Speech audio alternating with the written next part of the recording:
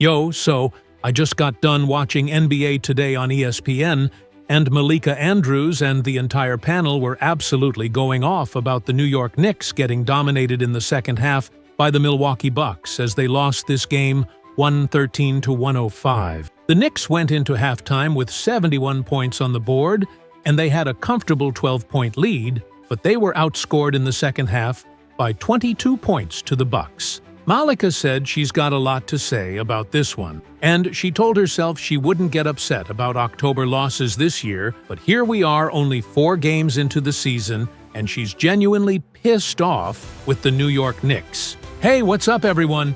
Real quick, before we get into all this massive Knicks news, that like button right there needs your attention for literally 1 second. Hitting it right now would mean absolutely everything to me. And it's honestly the biggest factor in how many fans get to see this content. I know you're eager to jump into the news, but trust me, those likes make or break whether the algorithm shows this to the entire Knicks community or just a handful of people. So do me that quick favor right now, just tap that like button. 1 second, 1 click, massive difference for this channel's growth. The panel asked what everyone's one-word reaction to the loss would be. And Malika's one-word reaction was simple: Cat or Karl Anthony Towns. He was simply not good enough in any fashion to help the Knicks win this game according to the NBA Today breakdown. In Malika's opinion, the measuring stick for how good a player truly is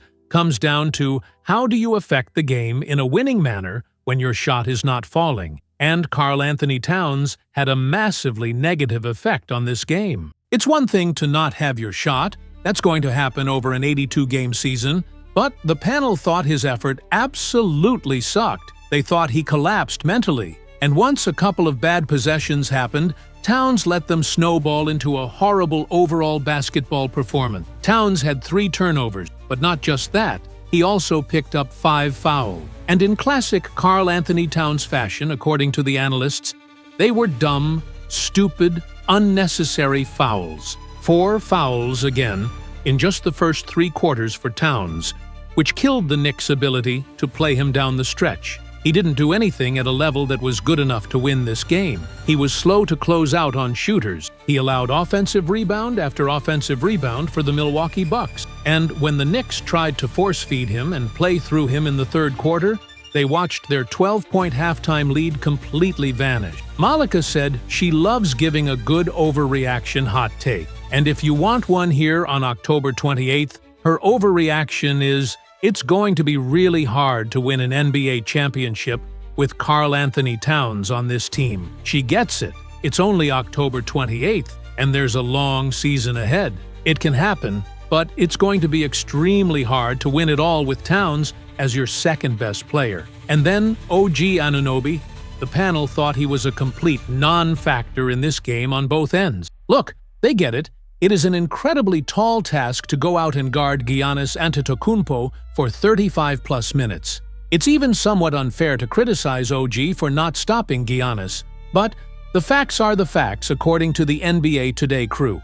Giannis put up 37 points on 16 for 22 shooting from the field. He was 16 for 21 from inside the arc, and he got literally wherever he wanted and whatever shot he wanted all game long. But also, OG Anunoby was absolutely horrendous on the offensive end of the floor. For the second game in a row, Anunoby could not buy a bucket to save his life. In the last 3 games, OG is now shooting a terrible 7 for 25 from 3-point range. The panel believes OG Anunoby is a significantly better shooter than what he's showing, and they get it's October, and guys are still finding their rhythm. But man, you've got to start hitting some shots at some point. Call a spade, according to Malika. The Knicks didn't beat the Pacers in the Eastern Conference Finals last year, largely because OG Anunoby and Mikal Bridges shot the ball horribly from 3. And to start this year, Anunoby is not shooting the ball well from downtown whatsoever. He was 4 for 9 from 3 in the season opener, which was solid, but then he was 2 for 7 from 3 against the Boston Celtics, 4 for 12 from 3 against the Miami Heat, and he was 1 for 6 from 3 against the Bucks. That's 7 for 25 from three-point range in his last 3 games, which is absolutely unacceptable production. You just need way more when you have OG Anunoby and Karl Anthony Towns combined to give you only 5 made field goals on 23 shot attempts to go with 5 turnovers between the two of them. The NBA Today crew said you're going to have a very hard time winning basketball games with that kind of production from 2 max contract players, and you completely waste a beautiful, beautiful performance from Jalen Brunson. You're not supposed to lose games where Jalen scores 36 points while shooting 56% from the field. Even Mikal Bridges had a pretty good game according to the panel. He went a little bit cold for a stretch, but finished with 24 points.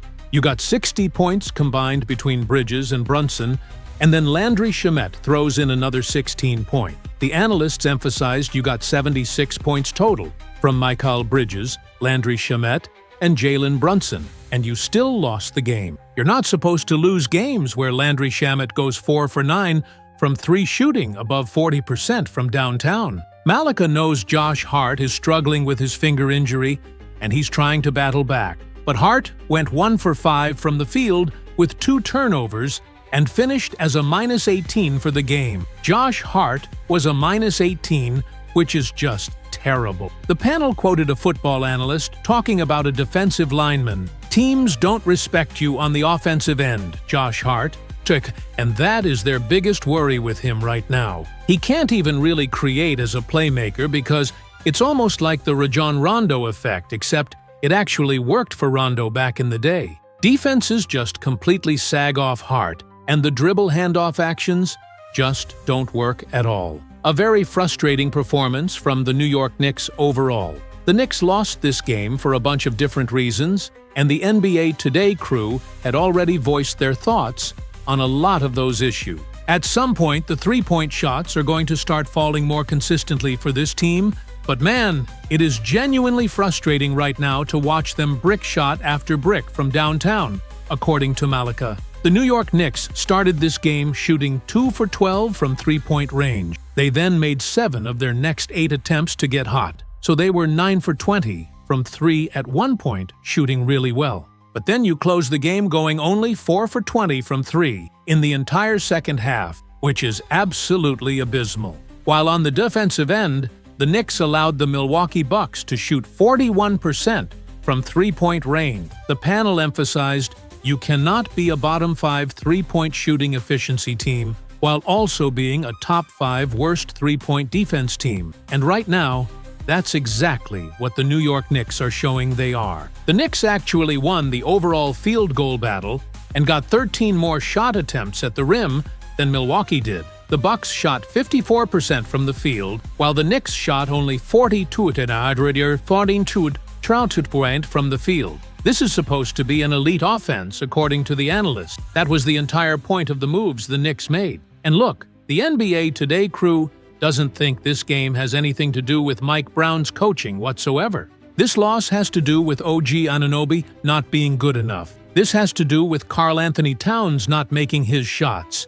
This has to do with Josh Hart shooting 1 for 4 from three-point range. To win in the NBA, you need your best and highest-paid players to actually be the best players on the court. Hart makes $20 million per year and was a -18. Karl Anthony Towns makes over $50 million this year, and he was absolutely horrible. OG Anunoby makes over $40 million per year, finished as a -6, went 1 for 6 from 3 and 4 for 11 from the field with 2 turnovers, and he didn't provide any resistance whatsoever for Giannis Antetokounmpo. A genuinely disappointing loss, and Malika said she thinks everyone just needs to take a deep breath, as she's telling herself the same thing, and remember it's October 28th. It's only the 4th game of a brand new system under a new coach. It's the 4th game of a completely new offensive and defensive scheme. Jordan Clarkson was actually pretty solid in this game. He shot better than 50% from the field and better than 60% from beyond the arc. The panel thought it was a little weird that in the 3rd quarter, Clarkson got minutes before Tyler Kolek entered the game though. Kolek was the one who kind of fueled that 2nd quarter run where the Knicks closed on a 42-22 scoring advantage and won that quarter decisively. The NBA Today crew did some quick math breaking down the Knicks' quarter-by-quarter performance. The Knicks won only one quarter in this game against Milwaukee, so they were 1-3 in the quarter. Then, going back to the game against the Miami Heat, the Knicks won only one quarter. Against the Boston Celtics, they won only one quarter. In the first game of the year against Cleveland, they won 3 quarters. So you won 3 quarters in Game 1, 1 quarter in Game 2, 1 quarter in Game 3, and 1 quarter in Game 4. That means through 16 total quarters played, the Knicks are 6-10 in quarters 1. What does that tell the panel? The Knicks are not putting together complete 48 minutes of winning basketball. They can show you in flashes how legitimately good they are and can dominate teams in certain quarters, but overall, they're not playing a complete 4-quarter basketball game consistently. The Knicks have got to find a way to stack good quarters back-to-back. Right now, they are absolutely not doing that, according to Malika's assessment. And this is why the analysts say you trade literally everything you have outside of Jalen Brunson to get Giannis Antetokounmpo if that opportunity ever presents itself. Giannis was clearly the best player on the court. He is clearly playing like the best player in the world right now. Malika always says Jalen Brunson is the best player in the Eastern Conference because she's biased as a Knicks fan, but Giannis is just unreal at this current level. There was talk that the New York Knicks offered trade packages to the Milwaukee Bucks this past offseason. If you could have traded for Giannis instead of keeping Towns, and you didn't pull the trigger, you need to seriously look in the mirror and question that decision. The Knicks also got absolutely lit up by Ryan Rollins, who's a role player. 25 points for Rollins, shooting 73% from the field and 4 for 4 from three-point range. That's completely unacceptable defense. The panel said, "Your perimeter defense has been absolutely god-awful this year. If you don't make threes consistently and you don't defend the three-point line, you're not going to win a lot of games in the modern NBA." The Knicks are now 2-2 on the season, and one of their 2 wins came against a pretty beat-up Cleveland Cavaliers team that was down 2 starters in Donovan Mitchell and Evan Mobley, plus Max Strus and Darius Garland. 2-2 to start the Mike Brown era. Malika said if she created a pie chart of blame for this specific game, she wouldn't put any blame at the feet of Mike Brown whatsoever. She'd put the blame on the players, a lot on Karl Anthony Towns, a lot on OG Anunoby, a lot on Josh Hart, and she'd also acknowledge that Giannis, being maybe the best player in the world right now, played a role in the loss as well. So that was the full NBA Today breakdown of the Knicks' disappointing loss to the Bucks, with major questions about whether Karl Anthony Towns can be the second star on a championship team given his mental collapses and lack of effort in big moments.